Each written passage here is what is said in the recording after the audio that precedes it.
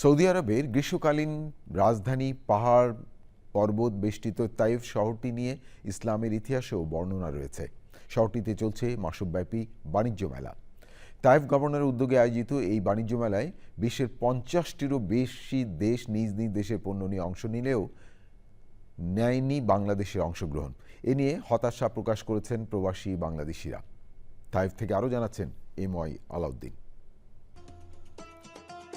Saudi আরবের অন্যান্য প্রদেশে যখন ৪৫ থেকে ৫০ ডিগ্রি পর্যন্ত তাপমাত্রা ওঠানামা করে, সেখানে তাইফের তাপমাত্রা সর্বোচ্চ ১৫ থেকে ২০ ডিগ্রি।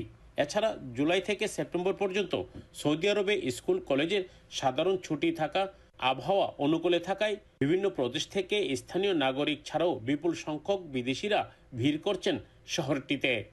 এখানে ইন্টারন্যাশনাল একটা ট্রেড ফেয়ার হচ্ছে।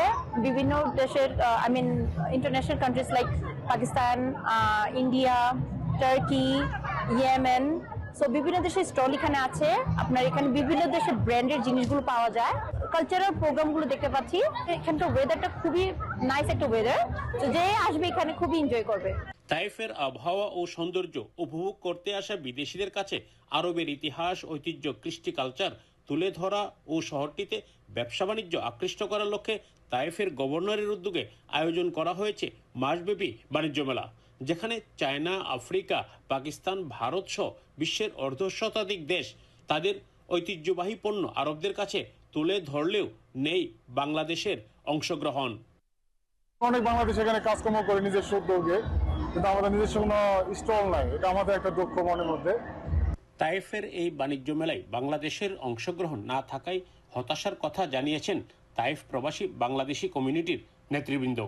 আমি মনে করি যে আমাদের বাংলাদেশ দূতাবাস সহ বাংলাদেশ বর্তমান সরকারের পর্যটন মন্ত্রণালয়ের দায়িত্বপ্রাপ্ত কর্মকর্তাদের দৃষ্টি আকর্ষণ করছে যে ওনারা যদি একটি সঠিকভাবে সুন্দরভাবে বাংলাদেশের এই পর্যটন শিল্পগুলাকে বা বাংলাদেশের যে সম্ভাবনাময় খাতগুলো আছে সেটাকে উপস্থাপনের জন্য ভবিষ্যতে ইনশাআল্লাহ সৌদি আরবে বাণিজ্য মেলাতে বাংলাদেশের অংশগ্রহণ নিশ্চিত করবে। তাইফের এই বাণিজ্য মেলায় রাষ্ট্রীয়ভাবে এদেশের সরকার যে উদ্যোগটি নিয়েছে, বিভিন্ন দেশ সেখানে অংশগ্রহণ করেছে, বাংলাদেশের কোনো স্টল এখানে দেখা যায়নি।